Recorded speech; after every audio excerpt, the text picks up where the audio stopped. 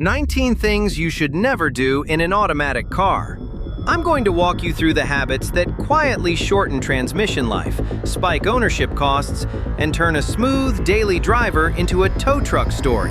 And by the end, you'll know exactly what to stop doing today, what to do instead, and how to spot early warning signs before the repair bill gets ugly. This is the Car Habits Podcast, and you can run this episode while you're commuting, wrenching in the driveway, cleaning the garage, or just winding down after a long day, however it fits your life. Let me start with the big one I see in shops and in customer driveways: shifting into drive or reverse while the car is still rolling. Yeah, people do it in parking lots, especially when they're in a hurry, and it hammers the internal clutches and the parking mechanism because you're asking the transmission to reverse rotation instantly. I once inspected a small crossover that had a harsh bang every time it went into reverse, and the owner swore it just started last week, but the fluid smelled burnt and the mounts were tired, which told me the habit had been going on for years. Stop the vehicle fully, hold the brake, then select the gear, and you'll feel the difference immediately. Next, never slam it into park before you've stopped. That parking pawl is not a brake. It's a small metal lock that drops into a gear, and if the vehicle is still moving, it's taking a hit it was never designed to take.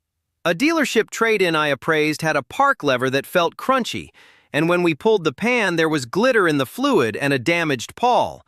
And the customer's story was always the same: quick stop, quick park, hop out. Use the brake to stop, then park. And if you're on a hill, set the parking brake before you release the foot brake so the pawl is not holding the whole car. Now let me tell you about overheating, because automatic transmissions hate heat more than almost anything. What? One thing you should never do is tow heavy loads in overdrive without paying attention to temperature or gear hunting. If the transmission keeps shifting up and down on a grade, that's heat, that's clutch slip, that's accelerated wear. I've done mobile repairs where the complaint was a shudder at highway speed after a road trip with a small trailer, and the fix wasn't magic. It was fluid service, cooler inspection, and a driving strategy. Lock out the highest gear when towing, keep the engine in a stable band, and give the cooler airflow. Another habit is ignoring the transmission fluid interval because someone told you the fluid is lifetime. Lifetime means the warranty period, not your long-term performance goals. Fluid is a hydraulic medium and a friction modifier, and it carries heat and contamination. When I'm evaluating a used car for a buyer, I look at the fluid condition like a blood test: color, smell, and whether there's delayed engagement. If you're buying a car with no records, a cautious service plan matters, and sometimes that means a drain and fill, not a power flush, especially on high-mileage units that already show wear. Here's a mistake that costs people money at auctions and at dealer lots: testing drive and reverse engagement by revving the engine in gear while holding the brake. Oof. That's called brake torquing, and it creates heat fast. I watched a buyer do it repeatedly on a sedan during an auction preview, and he was proud because it felt strong, but all he really did was cook the fluid and stress the converter. A smart powertrain analysis is smoother. Check engagement quality, shift timing during a normal drive, and watch for flare or harshness without abusing the unit. Now, don't rest your hand on the shifter, and don't bump it between positions like it's a manual. Okay, so modern automatics use cables, switches, and sometimes electronic selectors, and sloppy inputs can cause misrange codes or wear in the linkage. I had a customer whose car would occasionally show the wrong gear on the dash, and it turned into a no-start because the system didn't confirm park. The fix was a range sensor adjustment and a worn bushing, and the habit was leaning on the shifter every commute. Keep your hands on the wheel and let the selector be a selector, not a hand rest. Another one: never use neutral at stoplights to save fuel. Seriously? On most modern cars, the fuel savings is basically nothing, and you add extra cycles of clutch application when you go back into drive. Plus, if you need to move quickly, you've added a delay and a chance to select the wrong range. If you're stopped, just keep it in drive with the brake, or use auto hold if you have it. That's what the system is designed for. Let's switch to winter driving for a second, because I see people rocking the car hard between reverse and drive when stuck. Jeez. A gentle rock can help, but violent back and forth shifts while the wheels are spinning can snap axles, overheat the transmission, and shock the differential. A pickup I worked on in a snowy driveway had a sudden no-move condition after the owner did a dozen hard rocks and the fluid was foamy and hot. Use traction aids, clear the snow, and if you rock, pause, brake, and let the drivetrain stop before changing direction. Finally, for this stretch, don't ignore small symptoms: a delayed shift, a flare, a clunk on engagement, or a new vibration under light throttle. Let me think. Those are early signals that can be addressed with diagnostics, mount inspection, fluid level checks, software updates, or solenoid testing before the damage compounds. I've seen people drive for months with a mild shudder, then show up when the clutches are gone, and at that point, the ownership cost analysis changes fast. Handle the small stuff early, and you keep the car reliable and the budget predictable. One thing you should never do is believe that any automatic transmission problem means you need a full rebuild right away. Yeah. I've been in dealerships where a service writer is juggling a busy lane and a customer is stressed, and the quickest path is the biggest estimate. But a real diagnostic process starts with basics: fluid level, scan data, adaptation values, and road test notes. I had a mobile call where a minivan would slam into second, and the owner was already mentally spending thousands, but it was a failing engine mount and a misfire causing torque variation, and once we fixed those, the shift quality normalized. Now let me tell you about riding the brakes down long hills in drive without using engine braking modes. Some automatics will downshift for you, but if you ignore the manual mode or the lower gear selection, you can overheat brakes and also heat soak the transmission because it's managing constant load changes. A customer with an SUV came back from a mountain trip with a burning smell and a soft pedal, and he thought it was just pads. But the fluid had cooked too, and the transmission temp history showed repeated spikes. Use a lower gear on descents, keep speed stable, and you protect multiple systems at once. Here's another. Don't top off transmission fluid with the wrong spec. Wait. I know it sounds small, but the friction modifiers and viscosity are tuned to the clutch materials and control strategy. Mixing fluids can create shudder, harsh shifts, or converter clutch issues that look like major failure. I bought and sold cars for years, and the most frustrating inspection is a vehicle with mystery fluid because somebody used whatever was on the shelf. If you don't know what belongs in it, don't guess, verify, then service it correctly. Now, never ignore a leaking axle seal or cooler line because it's only a few drops. Ugh. Automatic transmissions are unforgiving when fluid gets low, and by the time you feel slip, you're already damaging clutches. I've seen repossessions where the owner was behind on payments and tried to stretch maintenance, and the car came in with a low fluid condition and a cooked unit, which destroyed resale value and made the loan situation worse. A small leak is cheap compared to a powertrain replacement, so fix leaks early. Let's talk about stop-and-go driving, because another bad habit is creeping forward on idle for long periods with your foot feathering the brake. Okay, so in some vehicles, the converter and clutches are constantly slipping at very low speed, and in hot weather that can raise temps. If you're in heavy traffic, leave space, move in smoother increments, and avoid the constant creep that turns a commute into a heat cycle. I had a sedan customer who did rideshare all day, and the transmission started shuddering only in summer, and after we improved cooling and changed driving style, it lasted far longer. This also happens with some trucks, using oversized tires without recalibrating. No way. Bigger tires change effective gearing, force different shift schedules, and can cause the transmission to hunt, especially with towing. A lifted truck I inspected for a buyer had perfect paint and a loud exhaust, but it felt confused on the highway, and the owner blamed the brand.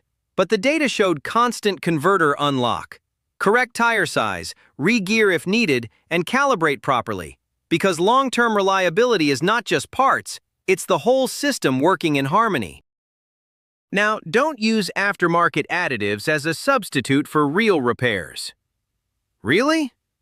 Some additives can temporarily change friction and mask symptoms, but they don't fix worn solenoids, failing seals, or a clogged valve body. I've bought auction cars where the fluid looked oddly thick, and the first few days it drove fine. Then it started slipping as the additive wore off, and suddenly I owned a problem. If you need to sell a car, be honest, and if you need to keep it, invest in correct service. Let me shift to financing reality for a minute, because the worst thing you can do is ignore transmission warnings when you're still upside down on a loan. Yikes! In subprime lending especially, people stretch terms, and a major repair can tip the whole budget. I've watched customers roll negative equity into another deal, and the monthly payment jumps, and the reliability gets worse because they bought another unknown used car. If your transmission is acting up, handle it early, document it, and if you're shopping, budget for a pre-purchase inspection, because that $100 can save you thousands and keep your credit intact. Finally, never ignore software and calibration updates. Wow! Some shift complaints are improved with updated control logic, especially in modern multi-speed automatics. A customer with a late-model sedan complained about a lurch on downshift, and the dealership update reduced it dramatically. Mechanical reliability today is part hardware and part software, so treat updates like maintenance, not like optional tech fluff. Another thing you should never do in an automatic car is keep driving when the check engine light is flashing, because misfires can wreck a transmission indirectly. Oh! When the engine stumbles, torque delivery becomes uneven, and the transmission control system is constantly adapting, which can create harsh shifts and extra heat. I've seen people chase a transmission problem that was really ignition coils and plugs, and once the engine ran clean, the shifts felt normal again. Powertrain analysis is always both sides, engine and transmission together. Now let me tell you about launching hard from a stop repeatedly, especially in heavier vehicles. No, for real! The weakest link is often heat and clutch wear in the first few gear changes, and if you do it daily, you shorten the long-term performance window. A compact SUV customer loved quick merges and full throttle starts, and at around the mid-mileage range, the converter clutch started shuddering. He thought it was tires, then wheel bearings, then finally we pulled data and saw the slip. Drive with intention. But don't treat a commuter like a drag car unless you accept the ownership cost. This also happens with some sedans when people ignore cooling system problems. Many vehicles route transmission fluid through a cooler in the radiator, so an overheating engine can lead to overheated transmission fluid. I repaired a driveway radiator leak for a customer who kept topping off water and driving, and he didn't realize the transmission was also cooking. Once the cooler passages get contaminated or the temps spike repeatedly, you can lose clutch material faster than you expect. Fix cooling issues promptly, because it's all connected. Here's a big one. Never put the car in neutral while rolling downhill to coast. Come on. You lose engine braking, you reduce control, and on some designs you can starve certain circuits of pressure or create awkward re-engagement events when you go back into drive. Plus, the fuel savings is minimal because modern systems cut fuel during decel in gear. Keep it in drive, use lower gears when needed, and stay in control. Now, don't ignore the parking brake just because the car has park. Okay, so in the real world, people park on slopes at apartments, job sites, and tight driveways. And if you rely only on the pawl, you add strain and you get that clunk when you shift out of park. I had a customer who thought his transmission was failing because it was hard to move the shifter in the morning, but it was simply the car resting on the pawl on a hill. Set the parking brake first, then park, and your future self will thank you. Let's switch to used car buying behavior, because another thing you should never do is skip a proper scan before you buy. Geez. Sellers can clear codes, but readiness monitors and stored data tell a deeper story.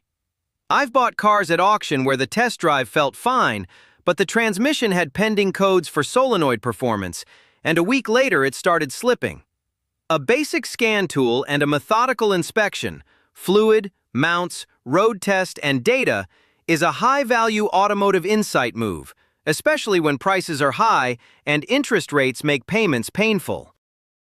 Now let me tell you about one of the most common scams I've seen around automatic transmission problems, the quick flip with a temporary fix. Sure, a seller will warm the car up because some issues only show cold, or they'll use a thick additive to reduce slip for a short time. I inspected a sedan for a family, and it shifted fine for 15 minutes. Then it started flaring on the 2-3 shift once it got hot.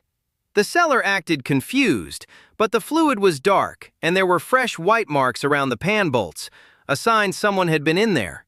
Always test drive long enough to get the transmission hot, and include stop and go and highway. Another habit, don't ignore drivetrain vibrations and blame the transmission first.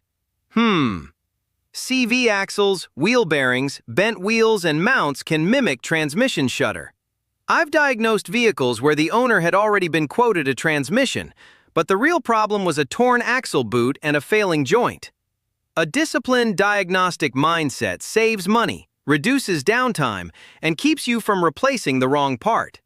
Finally, in this stretch, never assume a used automatic is healthy because it shifts smooth on a gentle drive. Hold on.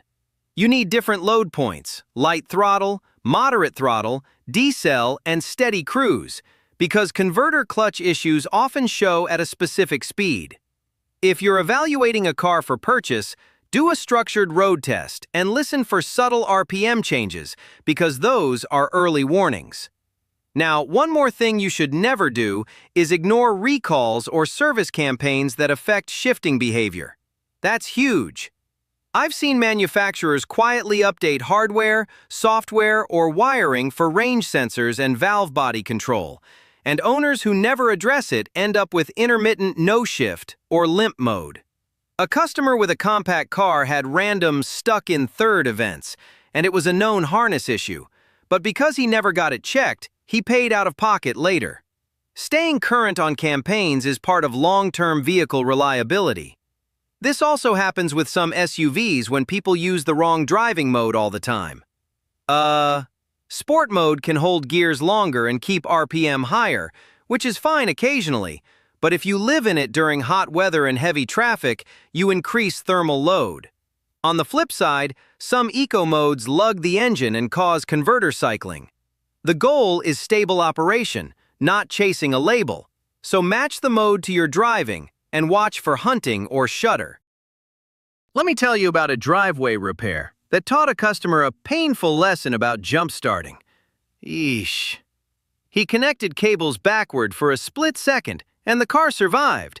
But weeks later, the transmission started acting strange because voltage spikes can damage control modules and solenoids. The fix involved electrical testing, repairing grounds, and replacing a control unit. Never rush jump starts, verify polarity, use solid connections, and if a car has weird shifting after a battery event, include electrical diagnosis in the plan. Now, don't ignore the simple habit of warming up, but also don't idle forever thinking it helps. Okay, so modern fluids circulate quickly, and a short warm-up is fine, but long idling can create moisture buildup in the engine and still not bring the transmission to full operating temp. A better strategy is gentle driving for the first few minutes, avoiding heavy throttle and sudden gear changes until temps stabilize. That protects seals, clutches, and your overall mechanical reliability. Another thing you should never do is attempt do-it-yourself transmission repairs without the right tools and information. Yikes! I'm all for learning, but I've seen people strip pan bolts, over-tighten valve body bolts, or use the wrong gasket, and then they create leaks and pressure loss. One customer tried to replace a solenoid in his driveway and pinched a harness. Then the car went into limp mode and he had to tow it. If you want a DIY, start with filter and fluid service using correct procedures, torque specs, and cleanliness, because contamination is the enemy. Now let me shift to a real-world dealership moment. The trade-in inspection, where people try to hide a transmission issue. Ha! I've watched customers arrive with the car already warmed up, music loud, and they avoid the road test route with stop signs because they know it bangs into gear when cold. But an experienced appraiser will check cold start behavior, engagement delay, and scan for history. If you're trading in, honesty usually saves you time. And if you're buying, insist on a cold start and a full test drive so you're not inheriting someone else's problem. Here's another. Never ignore transmission mounts and engine mounts. Wow!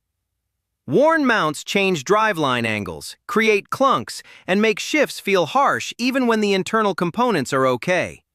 I've fixed what felt like a bad downshift on a sedan with nothing more than a mount replacement and a proper alignment of the drivetrain. This is why data-driven recommendations matter. You diagnose, you verify, you repair the root cause. Finally, don't wait for total failure before you plan. Thank God. If your car is high mileage, build a maintenance strategy. Budget for fluid services, cooling checks, and periodic inspections. And if you're financing, keep an emergency fund so a repair doesn't turn into missed payments. Automatic cars can be incredibly durable when treated right, but they punish bad habits slowly, then suddenly. Don't forget to check the description for this week's top Amazon Auto Deals link.